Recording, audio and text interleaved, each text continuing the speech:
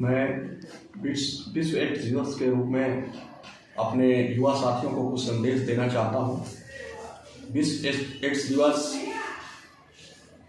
1 दिसंबर को मनाया जाता है। मैं HIV और एड्स जो प्रचार प्रसार हो रहा है उसके बारे में कुछ बताना चाहता हूँ।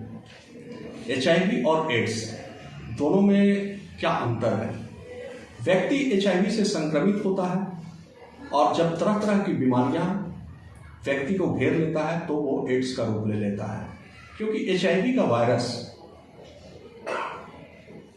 आपके इम्यूनिटी पावर को वीक करता है, जिसके कारण आप में तरह तरह की बीमारियां उत्पन्न होती है और वो एड्स का रूप ले लेता है। अगर कोई भी बीमारी होती है, आप दवा खाते हैं परंतु वो ठीक नहीं होता है, तो इसको हम लोग HIV से संक्रमित व्यक्ति को उसकी जांच करते हैं। अगर HIV संक्रमित व्यक्ति निकलता है तो फिर उसे दवा उपलब्ध कराते हैं। HIV संक्रमित होने के मुख्यतः 4 कारण हैं।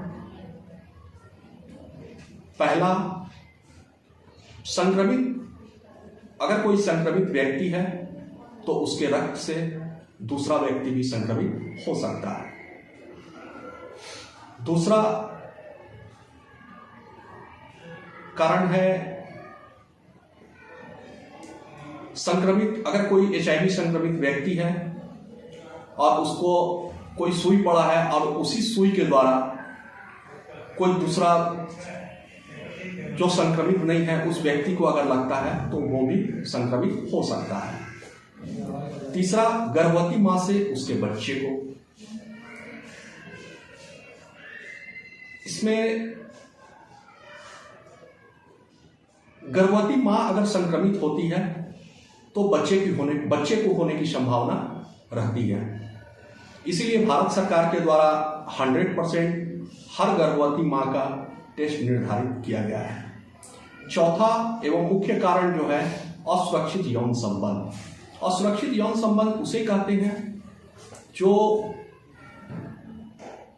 अगर कोई महिला है अपने, चाहे कोई भी पुरुष हो या महिला हो, अपने पार्टनर के अलावा किसी और के साथ बिना कॉन्डोम का शारीरिक संबंध बनाता है तो उसको असुरक्षित यौन संबंध कहते हैं।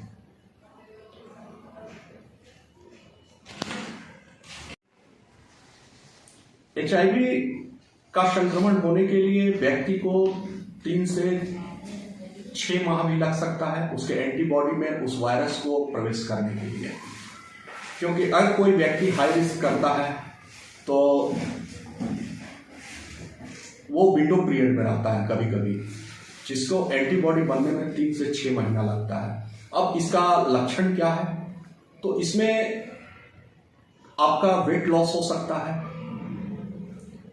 इसके अलावा अपॉर्चुनिस्टिक इन्फेक्शन, जिसमें तरह तरह की बीमारियां हो सकती हैं और वो ठीक नहीं होता है, जैसे टीबी, मुंह में छाला पड़ना, डायरिया हो जाता है। उस बीमारी की पार्टिकुलर दवा खा रहे हैं फिर भी वो ठीक नहीं हो पा रहा है, तो वैसे आपको HIV का जांच कराना चाहिए। इसमें STI का प्रॉब्लम हो सकता है, सेक्सुअल ट्रांसमिशन इन्फेक्शन, आपका लिंग के पास घाव हो सकता है, उसके भी जांच आवश्यक है, क्योंकि HIV का इन्फेक्टेड व्यक्ति का जो भी होता है STI का भी प्रॉब्लम काफी हम लोगों को देखने को मिला है। इसमें हाई रिस्क ग्रुप जो है, हम लोग कुछ क्राइटेरिया है जिसमें सरकार के द्वारा उन ग्रुप के बीच में टारगेट इंटरवेंशन लेकर के काम किया जा रहा है कि उस ग्रुप में FSW हो सकते हैं, हमारे आज के युवा हो सकते हैं, उसमें प्रिजन हो सकते हैं, उसमें ट्रक ड्राइवर्स हो सकते हैं, चाहे माइग्रेंट पॉपुलेशन भी उस ग्रुप में, हाई रिस्क ग्रुप में आते हैं। तो इन लोगों के बीच में अवेयरनेस का प्रोग्राम सरकार के द्वारा निर्धारित किया गया है। बंद करें। HIV का सबसे पहले मैं ये बताना चाहता हूँ कि टेस्टिंग कहाँ होता है। तो हमारे यहाँ जमशेदपुर पूर्वी सिंहभूम में 3 ICTC है, एक MGM, एक दूसरा सदर हॉस्पिटल, तीसरा घाटशिला CHC में, जहाँ HIV का जांच निःशुल्क होता है।